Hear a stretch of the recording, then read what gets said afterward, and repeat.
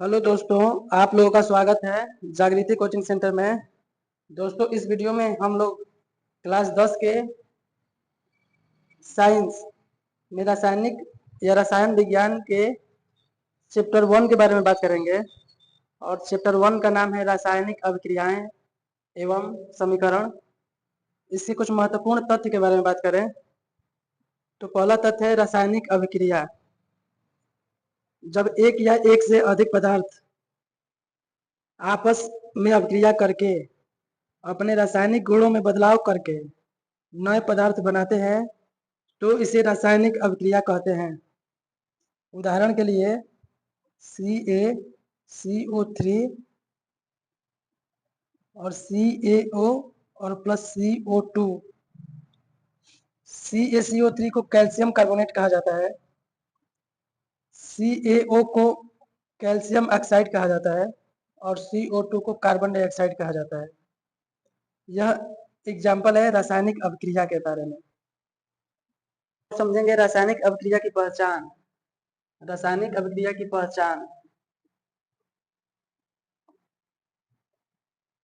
तो रासायनिक अभिक्रिया की पहचान निम्न तथ्यों से की जाती है। पहला है अवक्षेप का बनना।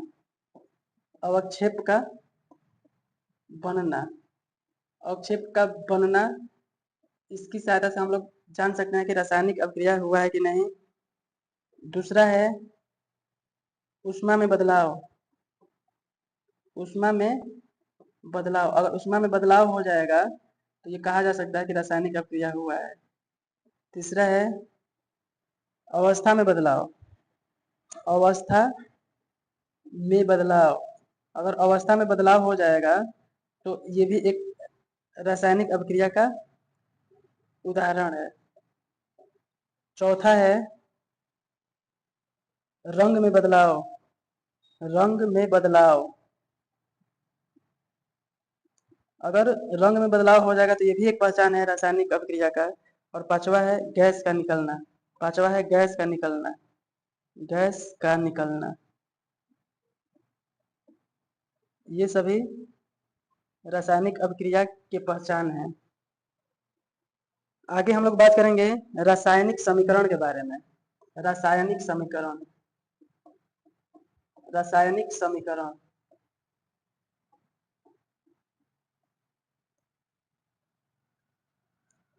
किसी रासायनिक अभिक्रिया में अभिकारक पदार्थ और उनकी अभिक्रिया के पश्चात बने उत्पादों को रासायनिक सूत्रों की सहायता से प्राप्त समीकरण को रासायनिक समीकरण कहते हैं। एग्जाम्पल में CuO प्लस H2 Cu और प्लस H2O। CuO को कहा जाएगा copper oxide. H2 hydrogen gas है, Cu कॉपर है और H2O पानी है। इसमें यह रासायनिक समीकरण का फार्मूला है। इसमें जो अभिक्रिया से पहले जो अभिक्रिया में भाग लेते हैं उसको अभिकारक बोला जाता है। तो यहाँ पे CuO और H2 ये अभिकारक होंगे, अभिकारक। और जो अभिक्रिया होने के बाद जो निकलता है रिजल्ट के रूप में उसको बोला जाता है उत्पाद। तो यहाँ पे ये समझ लेना है अभिकारक जो होता है रासायनिक अभिक्रिया होने से पहले जो भी होते हैं उसको बोला जाता है अभिकारक। और रासायनिक अभिक्रिया होने के बाद जो मिलता है उसको बोला जाता है उत्पाद। आगे हम लोग समझेंगे विस्थापन अभिक्रिया के बारे में। विस्थापन अभिक्रिया। विस्थापन अभिक्रिया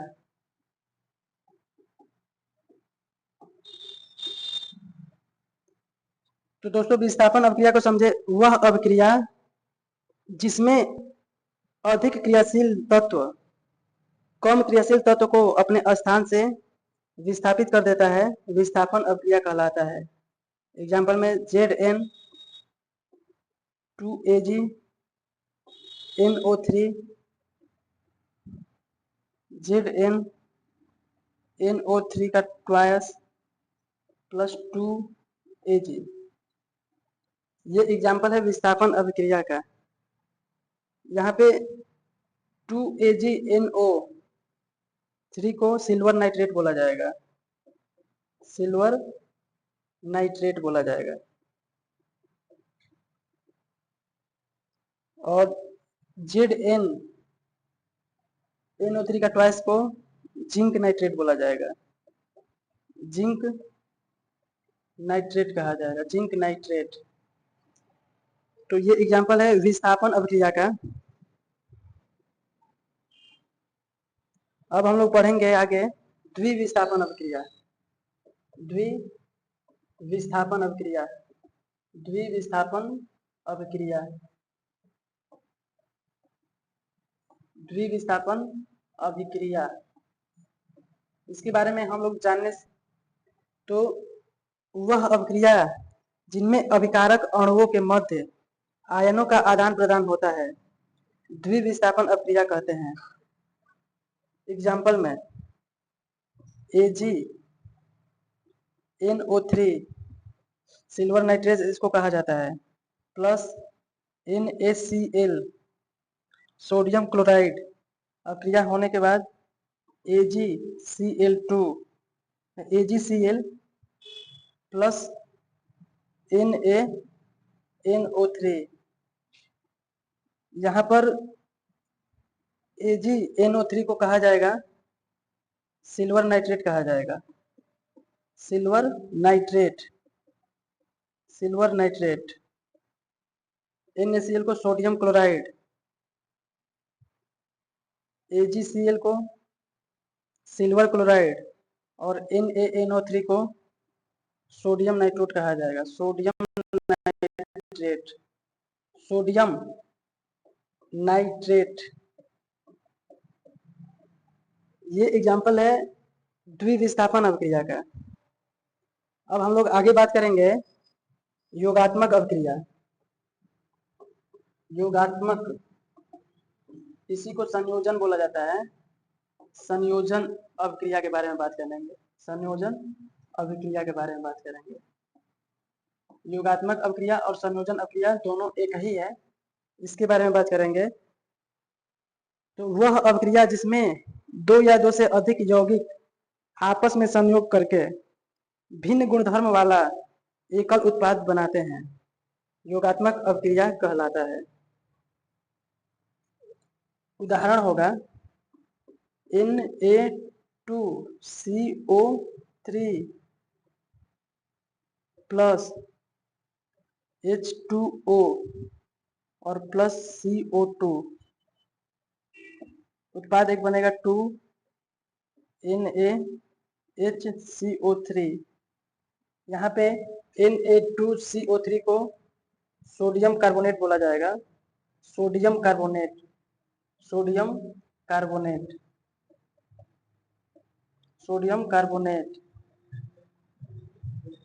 H2O को वाटर बोला जाएगा, CO2 को कार्बन डाइऑक्साइड बोला जाएगा और NaHCO3 को सोडियम बाइकार्बोनेट बोला जाएगा, सोडियम बाइकार्बोनेट। तो दोस्तों ये एग्जाम्पल है योगात्मक या संयोजन अभिक्रिया का। अब हम लोग पढ़ेंगे वियोजन अभिक्रिया। वियोजन अभिक्रिया, वियोजन को बोला जाता है अपघटन। अपघटन अभिक्रिया के बारे में पढ़ेंगे, अपघटन अभिक्रिया, अपघटन अभिक्रिया।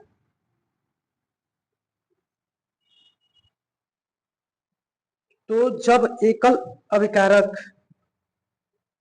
अपघटित होकर दो या दो से अधिक उत्पाद का निर्माण करता है तो इसे वियोजन अभिक्रिया कहा जाता है।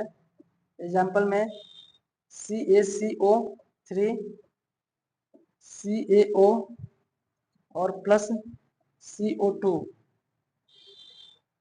ये एग्जाम्पल है वियोजन या अपघटन अभिक्रिया का। CaCO3 एक उत्पाद है और ये अपघटित होकर दो उत्पादों में टूट गया है।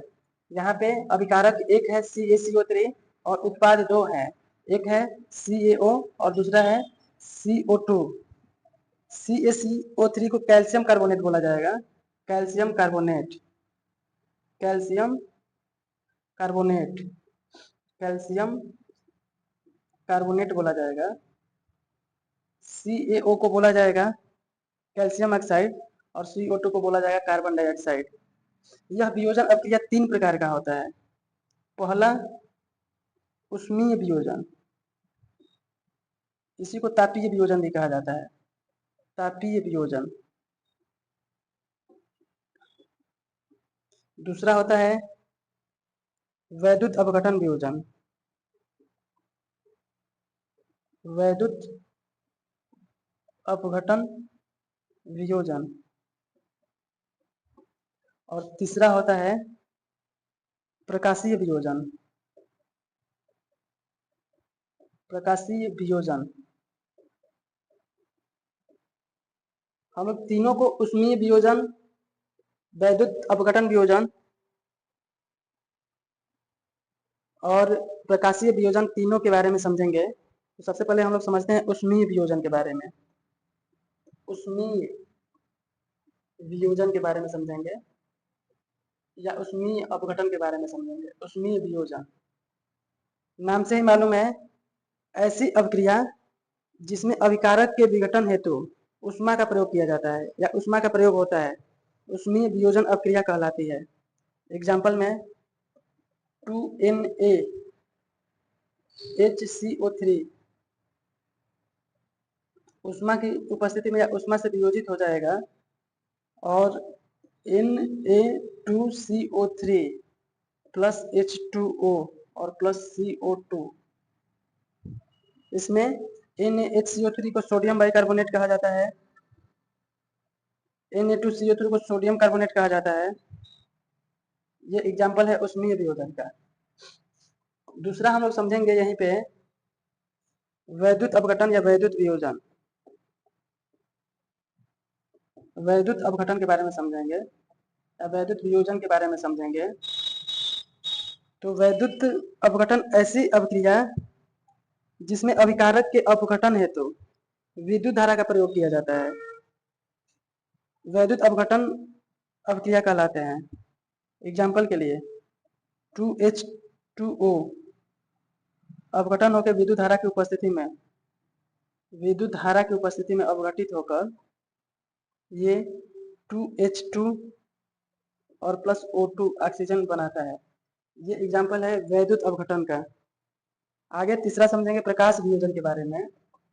प्रकाश वियोजन के बारे में, प्रकाश वियोजन के बारे में। तो ये भी नाम से ही मालूम है, ऐसी अभिक्रिया जिसमें ऑक्सीजन का नहीं, ऐसी अभिक्रिया जिसमें प्रकाश के अपघटन हेतु या प्रकाश ऊर्जा, या ऐसा हम लोग बोल सकते हैं कि प्रकाश वियोजन ऐसी अभिक्रिया होती है जिसमें अपघटन हेतु प्रकाश ऊर्जा की आवश्यकता होती है, प्रकाशीय वियोजन अभिक्रिया कहलाती है। एग्जाम्पल में 2AgCl प्रकाश की उपस्थिति में यह वियोजित होकर 2Ag और Cl2 बनाता है। तो इस तरीके से अपघटन या वियोजन अभिक्रिया 3 प्रकार का होता है, उष्मीय वियोजन, वैद्युत वियोजन और प्रकाश वियोजन। इन तीनों वियोजन अभिक्रिया के बारे में हम लोग समझ लिए। तो आगे हम लोग बात करेंगे अपचयन अभिक्रिया। अपचयन अभिक्रिया, अपचयन अभिक्रिया, अपचयन अभिक्रिया, अपचयन अभिक्रिया वह अभिक्रिया जिसमें ऑक्सीजन का ह्रास होता है या हाइड्रोजन की वृद्धि होता है, तो उसको बोला जाता है अपचयन अभिक्रिया। उदाहरण के लिए H2S और प्लस Br2 2HBr और प्लस S।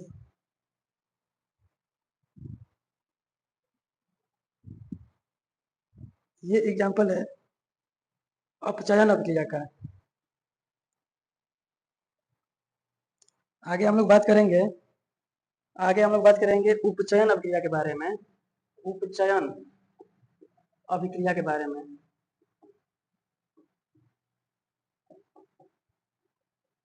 इसको ऑक्सीकरण भी कहा जाता है, इसको ऑक्सीकरण भी कहा जाता है। वह अभिक्रिया जिसमें ऑक्सीजन का योग होता है और हाइड्रोजन का ह्रास होता है उपचयन या ऑक्सीकरण अभिक्रिया कहलाता है। एग्जाम्पल में 2Cu प्लस O2 2CuO, इसमें Cu के साथ ऑक्सीजन जुट जा रहा है, इस वजह से Cu का ऑक्सीकरण या उपचयन हुआ है। अब हम लोग पढ़ेंगे रेडॉक्स अभिक्रिया के बारे में। रेडॉक्स अभिक्रिया के बारे में हम लोग जाने तो रेडॉक्स अभिक्रिया ऐसी अभिक्रिया होती है जिसमें एक अभिकारक का ऑक्सीकरण तथा दूसरे अभिकारक का अपचयन हो, रेडॉक्स अभिक्रिया कहलाती है। या ऐसा कह सकते हैं कि जिस अभिक्रिया में ऑक्सीकरण और अपचयन दोनों एक साथ हो उसको हम लोग बोलेंगे रेडॉक्स अभिक्रिया। एग्जाम्पल में CuO प्लस H2, Cu और प्लस H2O, इसमें Cu का ऑक्सीकरण या अपचयन हुआ है और H के साथ ऑक्सीजन जुट गया है, इस वजह से इसका ऑक्सीकरण हुआ है, इसका हुआ है ऑक्सीकरण। और इसमें Cu का हुआ है अपचयन, क्योंकि Cu के साथ O हट चुका है, ह्रास हो गया है ऑक्सीजन का, इसको अपचयन अभिक्रिया बोला जाएगा।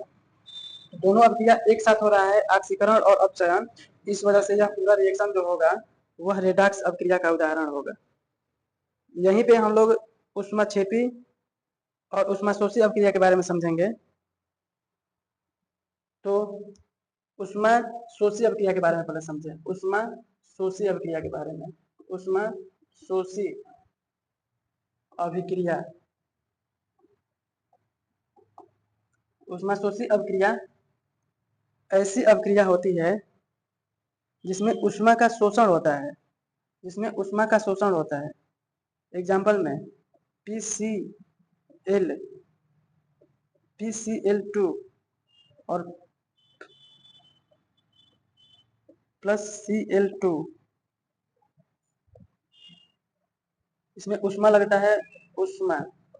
उसके बाद दूसरा CaCO3, ऊष्मा दिया जाएगा, ऊष्मा का अवशोषण करेगा तो CaO और प्लस CO2 बनेगा। ये एग्जाम्पल है ऊष्माशोषी अभिक्रिया के बारे में। अब हम लोग पढ़ेंगे ऊष्माक्षेपी अभिक्रिया। ऊष्माक्षेपी अभिक्रिया के बारे में, तो ऊष्माक्षेपी अभिक्रिया के बारे में हम लोग समझें। वह अभिक्रिया जिसमें ऊष्मा उत्पन्न होती है या ऊष्मा अभिक्रिया होने के बाद ऊष्मा निकलती है, ऊष्माक्षेपी अभिक्रिया कहलाती है।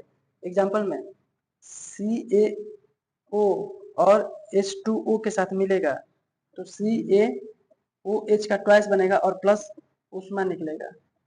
इसी तरह एक और एग्जाम्पल लेते हैं तो C6H12 और O6, जिसको ग्लूकोज बोला जाता है, प्लस 6O2, 6CO2 और प्लस 6H2O और प्लस ऊष्मा। ये एग्जाम्पल है ऊष्माक्षेपी अभिक्रिया का। अब हम लोग समझेंगे आगे विकृत गंधिता के बारे में। विकृत गंधिता के बारे में, विकृत गंधिता क्या होता है इसके बारे में समझें। विकृत गंधिता, विकृत गंधिता के बारे में समझें तो विकृत गंधिता जब तेल तथा वसा युक्त खाद्य पदार्थ वायु की उपस्थिति के कारण उपचयित हो जाते हैं, जिसके कारण उसमें दुर्गंध उत्पन्न हो जाता है, इस घटना को विकृत गंधिता कहा जाता है। तो दोस्तों कुछ मुख्य तथ्य थे चैप्टर 1 का। अब हम लोग जो भी इसमें टॉपिक छूटे हैं उसको क्वेश्चन आंसर की सहायता से समझेंगे। और सबसे पहले हम लोग चालू करते हैं बहुविकल्पी प्रश्न की तरफ चलते हैं।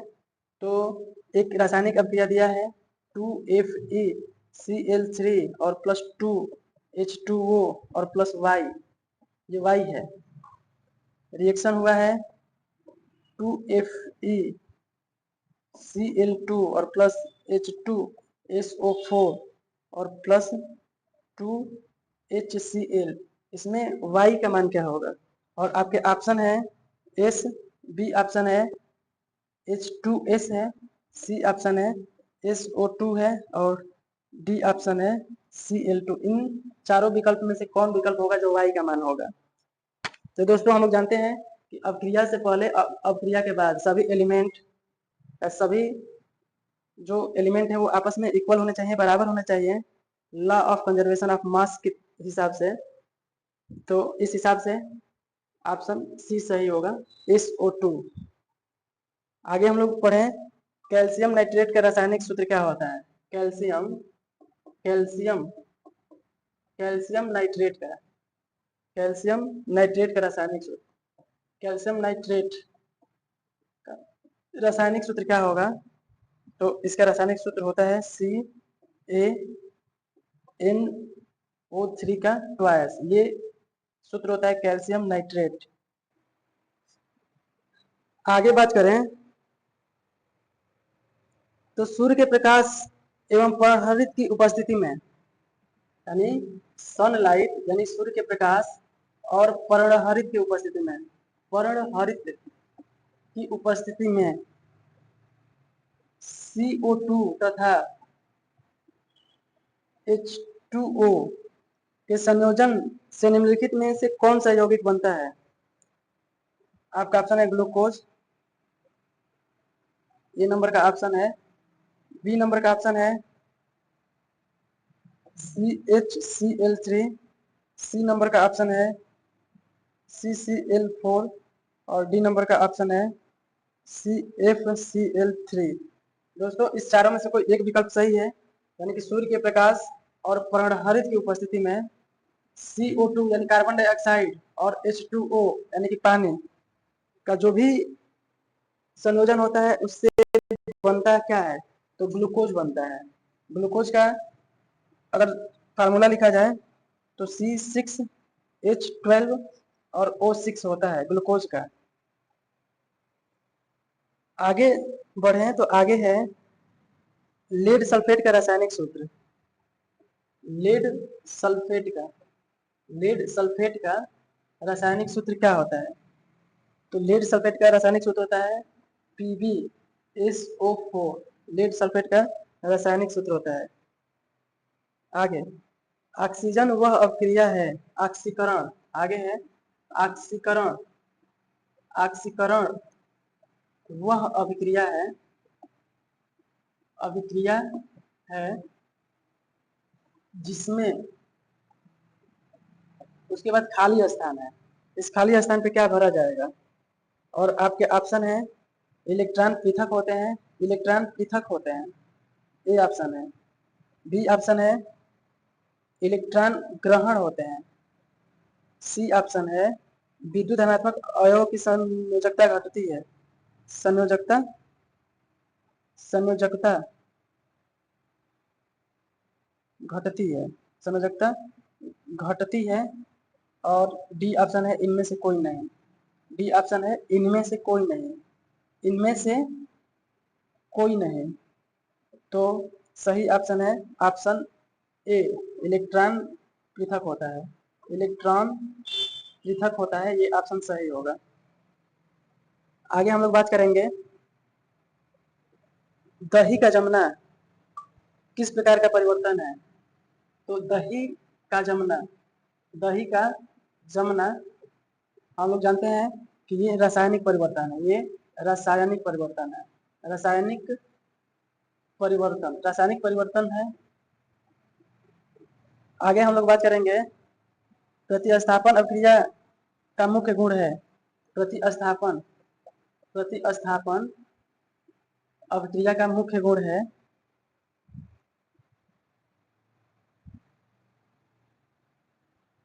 तो इसमें प्रतिस्थापन में एक ज्यादा अभिक्रियाशील तत्व कम अभिक्रियाशील तत्व को अपने स्थान से हटा देता है। आगे हम लोग बात करेंगे, चार ऑप्शन दिए हैं, इसमें से कौन रासायनिक परिवर्तन है? ए है लोहे में जंग लगना, लोहे में जंग लगना, बी ऑप्शन है विद्युत बल्ब का जलना, बल्ब का जलना। और सी ऑप्शन है मोम का पिघलना, मोम का पिघलना, मोम का पिघलना। और डी ऑप्शन है पदार्थ का चुंबकन, यानी चुंबकन। हम लोग जानते हैं इसमें रासायनिक परिवर्तन, लोहे में जंग लगना, यानी ए ऑप्शन सही है। आगे हम लोग बात करेंगे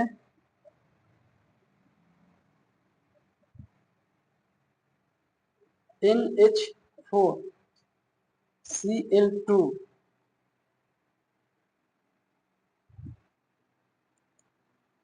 NH4 का प्लस प्लस Cl2 का माइनस, यह अक्रिया है। ऑप्शन है उष्मीय अपघटन, ऑप्शन है उष्मीय अपघटन, ये ए ऑप्शन है। बी ऑप्शन है आयनिक वियोजन, आयनिक वियोजन। सी वाला ऑप्शन है उष्मीय वियोजन, उष्मीय वियोजन। और डी ऑप्शन है विद्युत अपघटन, विद्युत अपघटन। इन चारों में से कौन सा ऑप्शन सही है? तो इसका सही ऑप्शन ऑप्शन बी होगा, उष्मीय आयनिक वियोजन होगा। यहाँ पे इस इक्वेशन में ये एरो मार्क दोनों ओर लगा है, इसको समझना है। तो इसको समझने के लिए हम लोग उत्क्रमणीय उत्क्रमणीय उत्क्रमणीय अभिक्रिया के बारे में समझें और अनुत्क्रमणीय के बारे में समझेंगे। क्रमणीय अभिक्रिया के बारे में समझें तो उत्क्रमणीय अभिक्रिया के लिए ऐसा मार्क होता है और उत्क्रमणीय अभिक्रिया के लिए ऐसा मार्क होता है। इसका मतलब कि जब अभिकारक रासायनिक अभिक्रिया करके उत्पाद बनाएंगे और फिर से वो उत्पाद अभिकारक के रूप में आ जाएंगे, यानी एक अवस्था से दूसरे अवस्था में चेंज होगा और दूसरे से पहले में चेंज होगा, तो उसको बोला जाएगा उत्क्रमणीय। और एक रासायनिक अभिक्रिया के पहले और रासायनिक अभिक्रिया के बाद जो उत्पाद बन रहा है फिर से वो पहले की अवस्था में नहीं आ पाएगा, उसको अनुत्क्रमणीय अभिक्रिया बोला जाता है। आगे हम लोग बात करें कि वायु में उपस्थित O2 ऑक्सीजन गैस जो होता है किस प्रकार की अभिक्रिया में होता है। तो जानते हैं कि ऑक्सीजन की उपस्थिति में कोई चीज जलने लगता है, तो यह ऑक्सीकरण अभिक्रिया के एग्जाम्पल है। ऑक्सीकरण ऑक्सीकरण अभिक्रिया का एग्जाम्पल है। इसको उपचयन भी बोला जाता है, उपचयन भी बोला जाता है।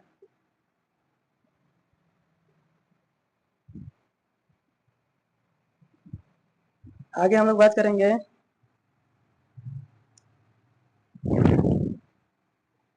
आगे हम लोग बात करें CaO और प्लस H2O, CaOH का ट्वाइस किस प्रकार की अभिक्रिया है। तो यह संयोजन अभिक्रिया है, संयोजन अभिक्रिया।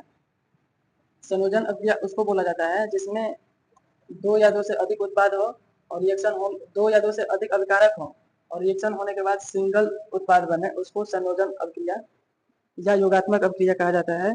यह संयोजन या योगात्मक अभिक्रिया का एग्जाम्पल है। आगे बात करेंगे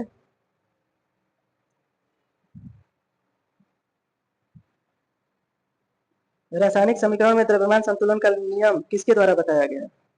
रासायनिक अभिक्रिया में द्रव्यमान संतुलन का नियम, द्रव्यमान संतुलन का नियम किसके द्वारा बताया गया। द्रव्यमान संतुलन का नियम किसके द्वारा बताया गया, का जो नियम है वो किसके द्वारा बताया गया। तो ये लेवोसिए के द्वारा बताया गया, लेवोसिए के द्वारा, लेवोसिए के द्वारा बताया गया। आगे हम लोग बात करेंगे हाइड्रोजन पेरोक्साइड का विघटन किस प्रकार की अभिक्रिया है। Hydrogen hydrogen peroxide, hydrogen peroxide का वियोजन, वियोजन किस प्रकार की अभिक्रिया है। तो हाइड्रोजन पेरोक्साइड की अभिक्रिया विघटन विघटन अभिक्रिया है।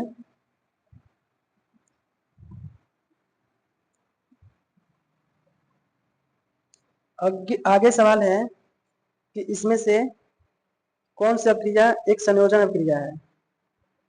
और ऑप्शन ए है 2Na plus Cl2 2NaCl। B option है CaCO3 CaO और प्लस CO2। सी ऑप्शन है Zn प्लस CuSO4 ZnSO4 और प्लस Cu। आगे है डी ऑप्शन 2H2O 2H2 और प्लस O2। इन चारों में संयोजन अभिक्रिया कौन है? तो हम लोग जानते हैं संयोजन अभिक्रिया ए है। बी है विघटन अभिक्रिया, डी भी विघटन अभिक्रिया है और सी जो है वो है प्रतिस्थापन अभिक्रिया। तो ऑप्शन ये सही होगा, ये है संयोजन अभिक्रिया का एग्जाम्पल। आगे हम लोग बात करेंगे Fe प्लस CuSO4 FeSO4 और प्लस Cu, ये किस प्रकार की अभिक्रिया है? ऑप्शन है आपका ए संयोजन, बी ऑप्शन है विस्थापन, सी ऑप्शन है उपचयन और डी ऑप्शन है द्विविस्थापन। तो इसमें हम लोग जानते हैं कि Fe जो है Cu को विस्थापित कर दे रहा है। इसका मतलब कि Fe जो है Cu से ज्यादा अभिक्रियाशील है, तो यह अभिक्रिया विस्थापन अभिक्रिया है। ऑप्शन बी सही होगा। आगे हम लोग बात करेंगे कि इसमें से कौन सा संतुलित है। इसमें से कौन सा अभिक्रिया संतुलित अभिक्रिया है या संतुलित समीकरण है? ए ऑप्शन है 2H2 plus 2O2 2H2O। B option है H2 प्लस O2 H2O। सी वाला ऑप्शन है H2 और प्लस 2O2 2H2O2। नहीं,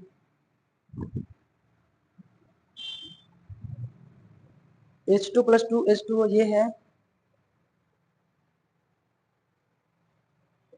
यहाँ पे ये नहीं रहेगा।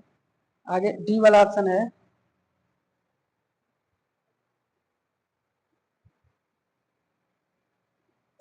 डी वाला ऑप्शन है 2H2 और प्लस 2O2 2H2O2। इसमें से कौन सा संतुलित है? तो इधर ऑक्सीजन 4 है और इधर हाइड्रोजन 4 है। ए वाले ऑप्शन में तो इधर भी हाइड्रोजन 4 है, इधर ऑक्सीजन 4 है, इधर ऑक्सीजन 2 है, तो ये संतुलित नहीं है। इसमें देखेंगे 2 बार H और 2 बार O है, तो इधर 1 बार O है, ये भी संतुलित नहीं होगा। इधर 2 बार H है, इधर भी 2 बार H है, O 4 बार है, इधर O 2 बार है, ये भी संतुलित नहीं है। 4 बार H है और 4 बार O है, यानी कि ये जो है 4 बार, ये सही होगा, संतुलित ऑप्शन डी होगा। आगे हम लोग बात करें अभिक्रिया के दौरान गर्मी का विकास किस अभिक्रिया में होता है? गर्मी का विकास किस अभिक्रिया के दौरान होता है? तो हम जानते हैं गर्मी का विकास तभी होगा जब अभिक्रिया के बाद ऊष्मा निकलेगा। ये होता है ऊष्माक्षेपी का उदाहरण है, ऊष्माक्षेपी अभिक्रिया का उदाहरण है। आगे हम लोग बात करें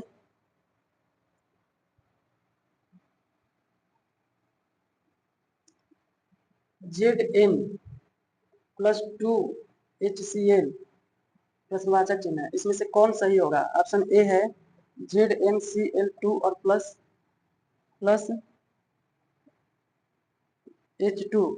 बी ऑप्शन है ZnCl प्लस H2O। सी वाला ऑप्शन है H2 और प्लस Cl2, और डी वाला ऑप्शन है ZnCl2 और प्लस H2O। यानी कि Zn और HCl आपस में रिएक्शन करेंगे तो क्या होगा? तो संतुलित रासायनिक समीकरण बनाने के लिए Zn एक बार है, इसमें भी Zn एक बार है, इसमें भी है, इसमें भी है, यानी एक HCl, H दो बार है, Cl दो बार है, तो इसमें भी H दो बार है और Cl दो बार है, यानी ऑप्शन ए सही होगा।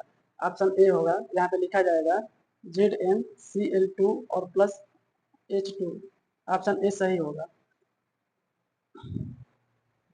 आगे हम लोग बात करेंगे कि CaCO3, ये उष्मा का संकेत होता है, उष्मा। CaO और प्लस CO2 किस प्रकार की अभिक्रिया है? ऑप्शन है ए संयोजन, बी ऑप्शन है विस्थापन, सी ऑप्शन है उपचयन, और डी ऑप्शन है विघटन। तो विघटन, विघटन, तो सही ऑप्शन होगा ऑप्शन डी, विघटन अभिक्रिया है। यहाँ पे एक चीज और भी जान लेना है कि ये उष्मा दिया जा रहा है तो ये वियोजन अभिक्रिया हो रहा है, तो ये होगा उष्मीय वियोजन, उष्मीय अपघटन या उष्मीय विघटन होगा। ऑप्शन डी सही है, विघटन अभिक्रिया, और विघटन अभिक्रिया में भी ये होगा उष्मीय विघटन, क्योंकि ये उष्मा की उपस्थिति में हो रहा है।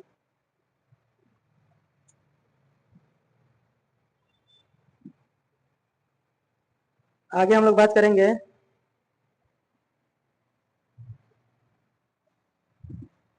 H2SO4 का अम्लीय गुण किसके कारण होता है? का अम्लीय गुण, अम्लीय गुण किसके कारण होता है? तो हम जानते हैं कि अम्लीय गुण H प्लस आयन के कारण होता है, H प्लस आयन के कारण होता है।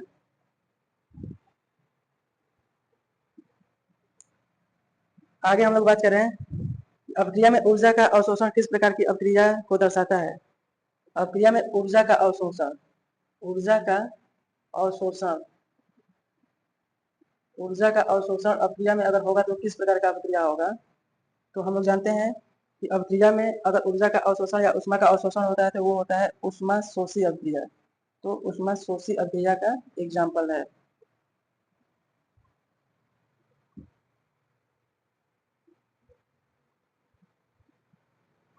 आगे हम लोग समझेंगे कि उदासीनीकरण अभिक्रिया होती है, उदासीनीकरण अभिक्रिया, उदासीनीकरण, उदासीनीकरण अभिक्रिया, उदासीनी अभिक्रिया होती है। ए ऑप्शन है अम्ल और अम्लीय लवण में, ए है अम्ल और,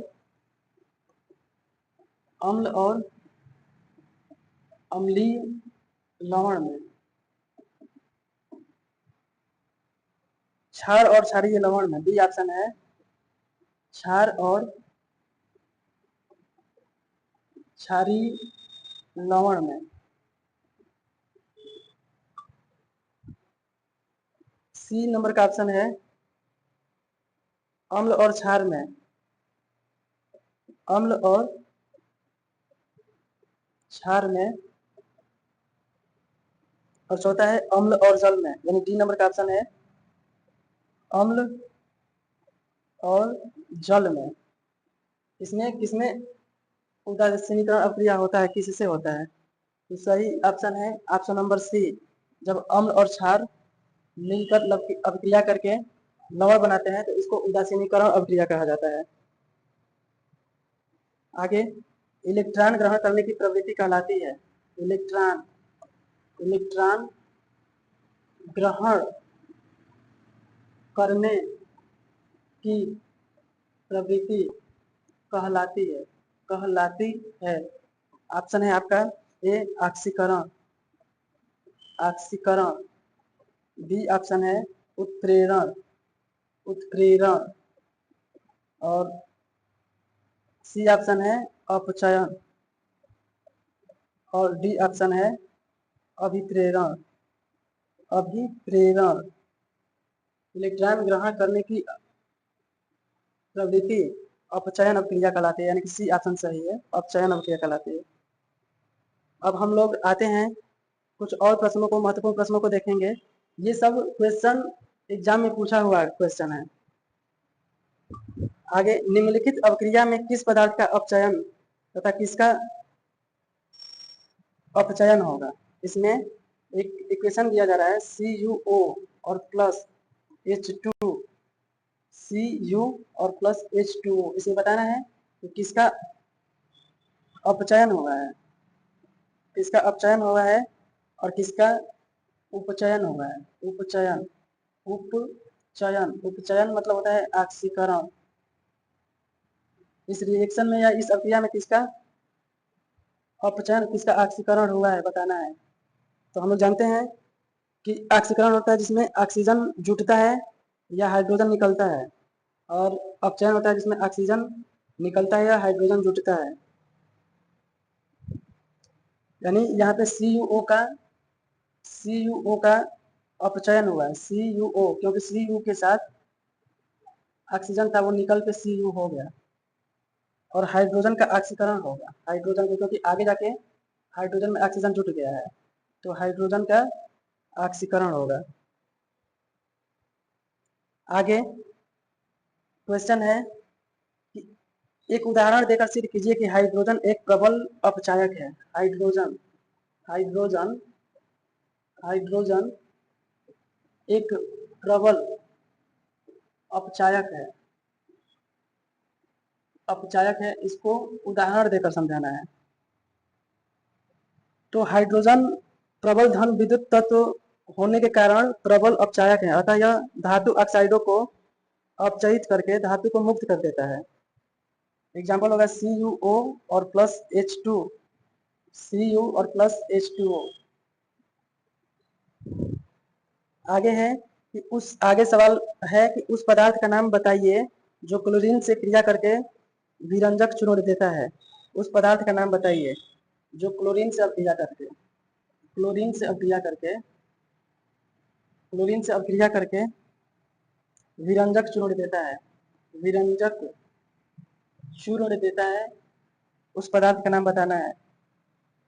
तो शुष्क बुझा चूना क्लोरीन से अभिक्रिया करके विरंजक छोड़ देता है CaOH का ट्वाइस प्लस Cl2,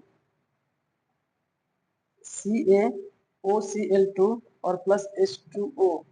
इसको बुझा हुआ चूना कहा जाता है, कैल्शियम हाइड्रोक्साइड कहा जाता है। ये क्लोरीन से अभिक्रिया करेगा तो विरंजक छोड़ देगा और पानी देगा।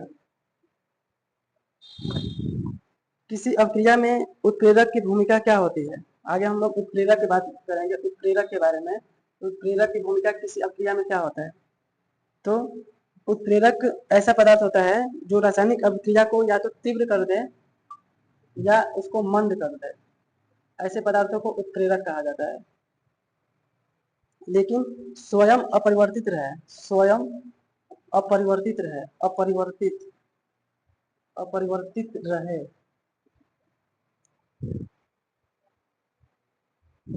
आगे हम लोग पढ़ेंगे कि श्वसन की रासायनिक अभिक्रिया का समीकरण लिखिए।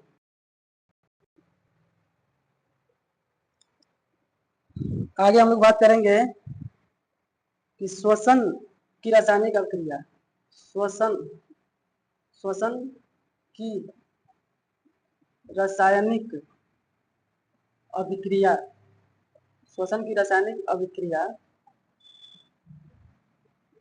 का समीकरण लिखना है, का समीकरण लिखना है। तो C6H12O6 और plus 6O2, 6CO2 plus 6H2O और प्लस ऊर्जा, ये रासायनिक समीकरण है, श्वसन की रासायनिक अभिक्रिया का समीकरण है।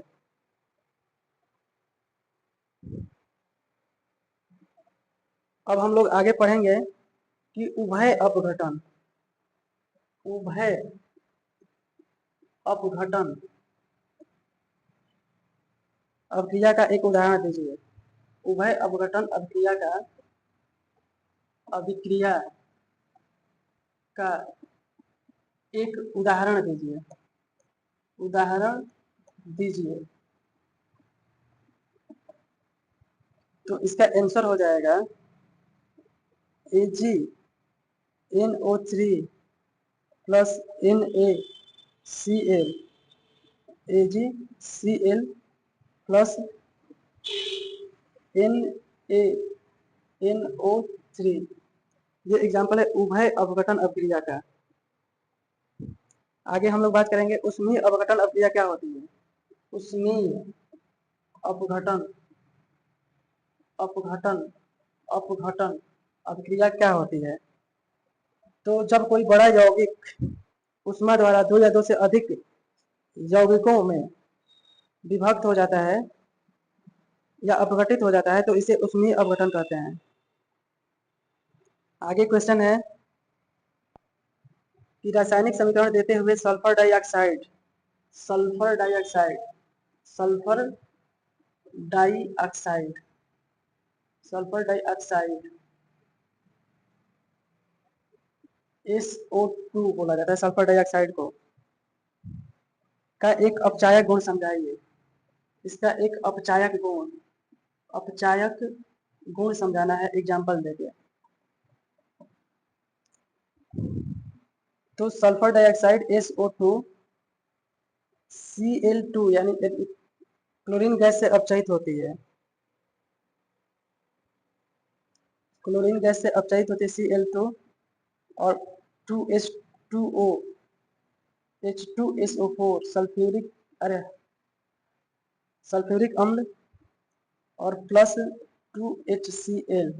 यह सल्फर डाइऑक्साइड का क्लोरीन के साथ अपक्रिया करके अपचायक गुण बताता है।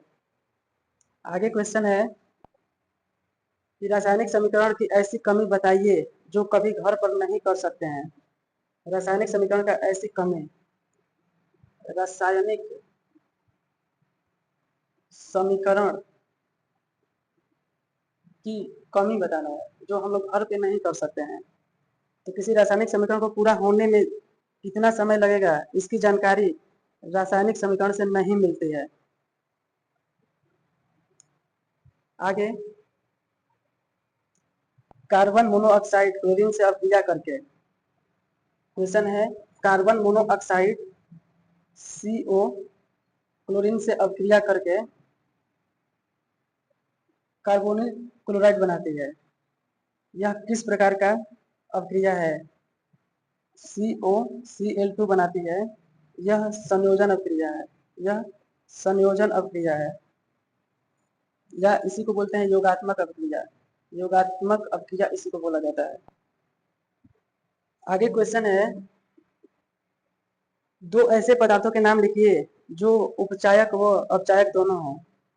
तो पहला है hydrogen peroxide, hydrogen hydrogen hydrogen peroxide, hydrogen peroxide H2O2 को हाइड्रोजन पेरोक्साइड कहा जाता है। दूसरा है सल्फर डाइऑक्साइड, दूसरा है sulphur dioxide, sulphur dioxide, sulphur dioxide.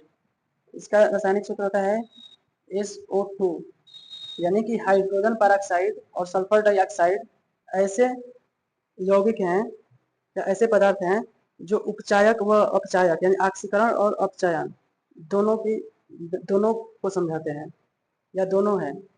आगे आगे क्वेश्चन है आगे उत्प्रेरक किसी रासायनिक क्रिया की साम्यावस्था में उत्प्रेरक उत्प्रेरक किसी रासायनिक अभिक्रिया की साम्यावस्था में साम्यावस्था में परिवर्तन कर सकता है, परिवर्तन कर सकता है। शुद्ध रूप लिखिए, इसका शुद्ध रूप लिखना है, इसका शुद्ध रूप लिखना है। तो इसका आंसर हो जाएगा उत्प्रेरक किसी रासायनिक क्रिया को साम्यावस्था में कोई परिवर्तन नहीं कर सकता है, यानी उत्प्रेरक किसी अभिक्रिया के साम्यावस्था में कोई परिवर्तन नहीं कर सकता है, कोई परिवर्तन नहीं कर सकता है, कोई परिवर्तन नहीं कर सकता है। आगे क्वेश्चन है, रासायनिक समीकरण को किस आधार पर संतुलित किया जाता है? रासायनिक समीकरण को रासायनिक समीकरण को किस आधार पर संतुलित किया जाता है? किस आधार पर संतुलित किया जाता है? संतुलित किया जाता है। रासायनिक समीकरण को तत्वों के परमाणुओं की संख्या के आधार पर संतुलित किया जाता है। आगे क्वेश्चन है, दो ऐसी वस्तुओं के नाम बताइए जो संक्षारित नहीं होती है। संक्षारित नहीं होती है ऐसे दो तत्वों के नाम बताना है या दो धातुओं के नाम बताना है। तो पहला हो जाएगा सोना और हो जाएगा दूसरा चांदी। जो संक्षारित नहीं होती है, सोना और चांदी। आगे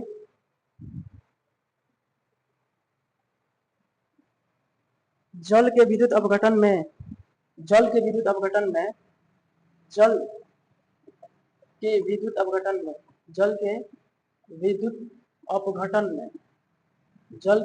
अपघटन में कैथोड एवं एनोड पर एकत्रित होने वाले, यानी कैथोड और एनोड पर एकत्रित होने वाले गैसों का नाम बताइए।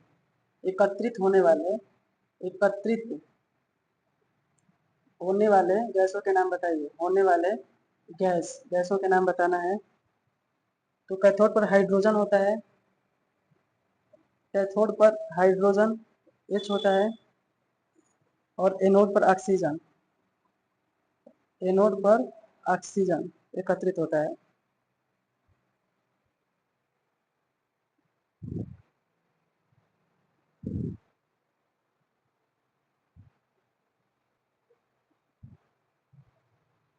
आगे क्वेश्चन है कि वियोजन अक्रिया को उदाहरण देकर स्पष्ट कीजिए तथा यह कितने प्रकार की होती है? वियोजन अभिक्रिया को उदाहरण देकर समझाइए। और यह कितने प्रकार का होता है? हम लोग जानते हैं कि वियोजन अभिक्रिया के बारे में जाने तो वियोजन अभिक्रिया ऐसी अभिक्रिया है जिसमें एक अभिकारक अपघटित होकर दो या दो से अधिक उत्पाद में बन जाता है। ऐसी अभिक्रिया को वियोजन अभिक्रिया कहते हैं। उदाहरण के लिए NH4Cl NH3 प्लस HCl, यह एग्जाम्पल है वियोजन अभिक्रिया का। और यह 3 प्रकार का होता है। पहला होता है प्रकाशीय वियोजन।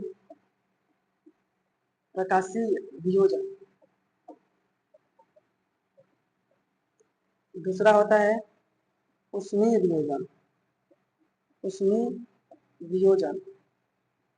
और तीसरा होता है वैद्युत वियोजन।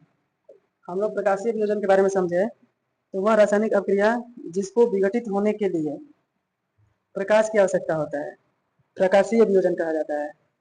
इसका एग्जाम्पल है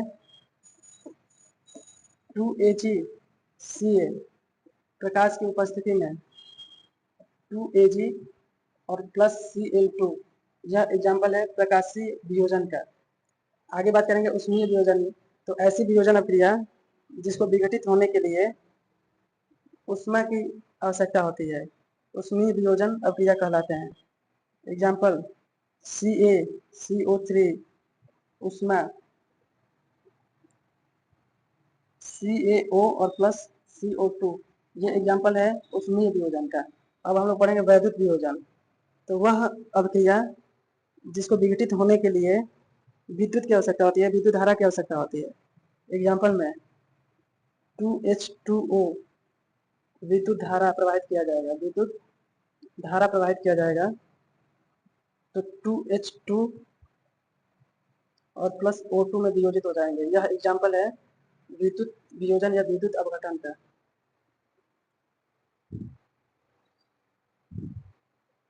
आगे रेडॉक्स अपक्रिया क्या होता है? रेडॉक्स अपक्रिया, रेडॉक्स अपक्रिया क्या होता है? रेडॉक्स अपक्रिया क्या होता है? एक उदाहरण दीजिए, एक उदाहरण सहित समझाइए, उदाहरण देकर समझाना है। तो रेडॉक्स अपक्रिया ऐसा अपक्रिया होता है, रेडॉक्स अपक्रिया ऐसा अपक्रिया होता है जिसमें अपचयन और ऑक्सीकरण दोनों एक साथ होता है। एग्जाम्पल में CuO प्लस H2, Cu और प्लस H2O, इसमें CuO का अपचयन हुआ है, CuO का अपचयन हुआ है, अपचयन, और O का ऑक्सीकरण हुआ है, ऑक्सीकरण। तो ऐसी अपक्रिया जिसमें ऑक्सीकरण और अपचयन दोनों एक साथ होता है उसको बोला जाता है रेडॉक्स अपक्रिया। आगे है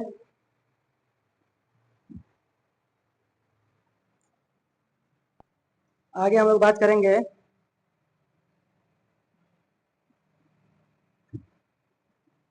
कि धातु, आगे हम लोग बात करेंगे कि वायु में जलाने से पहले, वायु में जलाने से पहले, जलाने से पहले मैग्नीशियम रिबन को, मैग्नीशियम रिबन को क्यों साफ किया जाता है? क्यों साफ किया जाता है? साफ किया जाता है। तो मैग्नीशियम अधिक क्रियाशील होने के कारण वायु में उपस्थित ऑक्सीजन से क्रिया करके मैग्नीशियम ऑक्साइड बनाता है, जो मैग्नीशियम रिबन के ऊपर सतह मैग्नीशियम ऑक्साइड बना देगा ऑक्सीजन की क्रिया, ऑक्सीजन से क्रिया करके, और ये मैग्नीशियम रिबन के ऊपर जम जाएगा। और वायु, इसको जलाने से पहले मैग्नीशियम रिबन को साफ किया जाता है। आगे हम लोग बात करेंगे अवक्षेपण अपक्रिया से क्या समझते हैं, उदाहरण देकर समझाइए। अवक्षेपण अपक्रिया के बारे में समझेंगे, अवक्षेपण अपक्रिया के बारे में, अवक्षेपण अपक्रिया, अवक्षेपण अपक्रिया के बारे में समझें तो अवक्षेपण अपक्रिया ऐसी अपक्रिया जिनमें उत्पाद अविलेय अवस्था में प्राप्त होकर विलयन में नीचे स्थिर हो जाता है, विलयन में नीचे स्थिर हो जाता है, उसे अवक्षेप कहते हैं, अवक्षेप कहते हैं। जो नीचे स्थिर होता है उसको अवक्षेप कहते हैं, और इस अपक्रिया को अवक्षेपण अपक्रिया कहा जाता है। जैसे Na2SO4 प्लस BaCl2, 2NaCl और प्लस BaSO4, ये अवक्षेप है, अवक्षेप है जो नीचे बैठ जाएगा, और इस पूरे अपक्रिया को अवक्षेपण अपक्रिया कहा जाएगा। आगे लोहे की वस्तुओं को हम पेंट क्यों करते हैं? लोहे की वस्तुओं को हम लोग पेंट क्यों करते हैं? तो लोहा अपने आसपास अम्ल, आर्द्रता आदि के संपर्क में आकर, लोहा अपने आसपास अम्ल, आर्द्रता आदि के संपर्क में आकर संक्षारित हो जाता है, अर्थात लोहे पर जंग लग जाता है। संक्षारण से बचाने के लिए लोहे की वस्तुओं पर पेंट किया जाता है ताकि हम लंबे समय तक सुरक्षित रह सके। आगे ऊष्माक्षेपी और ऊष्माशोषी अपक्रिया से क्या समझते हैं? तो जिस अपक्रिया में ऊष्मा बाहर निकलता है उसको ऊष्माक्षेपी बोलते हैं, और जिस अपक्रिया में हमें ऊष्मा देना पड़ता है यानी वो ऊष्मा अवशोषित करता है उसको ऊष्माशोषी बोला जाता है। आगे संक्षारण क्या होता है? आगे हम लोग पढ़ेंगे संक्षारण के बारे में, संक्षारण के बारे में आगे पढ़ेंगे। संक्षारण, इसके निवारण की दो विधियों को बताना है, इसके निवारण के दो विधि को बताना है, दो विधि को बताना है। तो संक्षारण जो होता है, जब कोई धातु अपने आसपास अम्ल, वायु, आर्द्रता के संपर्क में आती है तो वह धीरे धीरे संक्षारित होती है या धीरे धीरे नष्ट होने लगती है, इस प्रक्रिया को संक्षारण कहते हैं। इसको जैसे लोहे पर जंग लगना, चांदी पर काले रंग की परत चढ़ना। संक्षारण को रोकने के उपाय, संक्षारण, संक्षारण को रोकने का उपाय, रोकने का उपाय। तो संचारण के रोकने के 2 उपाय हैं। पहला होता है यशद लेपन। यशद लेपन यानी इस पे जिंक का परत चढ़ाकर और उसको संचारण से बचाया जा सकता है। लोहे पर जिंक की पतली परत चढ़ाया जाता है और इसको यशद लेपन कहा जाता है। दूसरा होता है पेंट द्वारा। लोहे पर पेंट लगा दिया जाता है ताकि इसकी सतह वायु या आर्द्रता के संपर्क में सीधे ना आए। बाकी है ऑयल लगा के हम लोग संचारण कर रोक सकते हैं और फिर ग्रीस लगाकर हम लोग क्या कर सकते हैं, संचारण को रोक सकते हैं। तो ऑयल और ग्रीस भी संचारण रोकने का उपाय है। आगे है, तो दोस्तों इस तरीके से हमने क्लास 10 के चैप्टर 1 रासायनिक अभिक्रिया एवं समीकरण के बारे में महत्वपूर्ण तथ्यों को जान लिए। यह वीडियो अच्छा लगा हो तो वीडियो को शेयर करें, चैनल को सब्सक्राइब करें। मिलते हैं नए वीडियो के साथ।